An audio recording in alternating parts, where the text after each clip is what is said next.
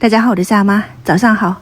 虽然是周末，但他们要补课。早上的话呢，起来做了一个这个牛肉泡馍，我扛回来的馍。这个是之前做那个牛尾骨，我特意留了几块大一点的，因为之前也吃不了，刚好这个上面有牛油，你看一切都感觉是刚刚好的那种安排。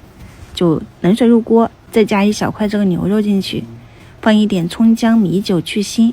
煮开了以后，把表面的浮沫撇干净，就尽量多煮一会儿，因为我们这个是提前预约的，就放到电饭锅内胆里面的。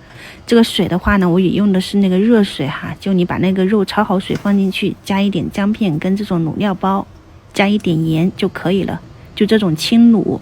我用的压力模式，牛羊肉预约到第二天早上6点半左右，还泡了一点这种土豆粉丝，还有黄花菜干哈，就睡觉去了。第二天早上起来，现在时间应该是6点40多分。起来以后，这个汤已经很好了，牛肉也软烂，把那个卤料包捞干净，上面的那个牛油你可以捞出来放到碗里面。这个肉切不好，因为是热的，就基本上就是碎了哈，不管它了。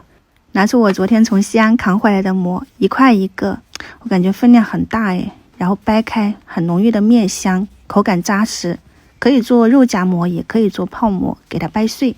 西安给我回来的感受就是多，吃的真的很多哈，就是各种美食都有，然后就是分量也很多。如果这一次那个饭搭子不一定要跟着我去的话，我不一定能吃那么多美食的，真的分量很大。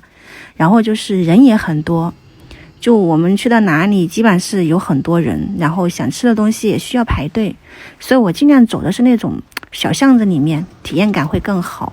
然后这边把馍掰碎了以后，那个清水里面倒一点那个牛肉汤，在馍里面放一点粉丝啊，一些或者是木耳、黄花菜这些都可以。然后这些牛肉给它一起放进去煮一下，就稍微煮一下就行了。然后调味的话呢，就是盐，一点味精，然后还有就是白胡椒粉或者是那个花椒面，这两种应该是任意一种吧，就是有西安朋友也可以讲一下哈。撒一点蒜苗或者是青菜，淋上刚刚捞出来那个牛油嘛。我们今天的这个家庭版本的牛肉泡馍就做好了，让他们也试一下那个西安的风味。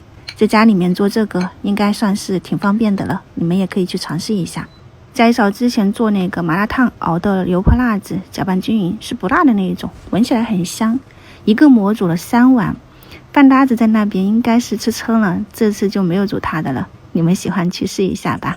晚上再见，拜拜。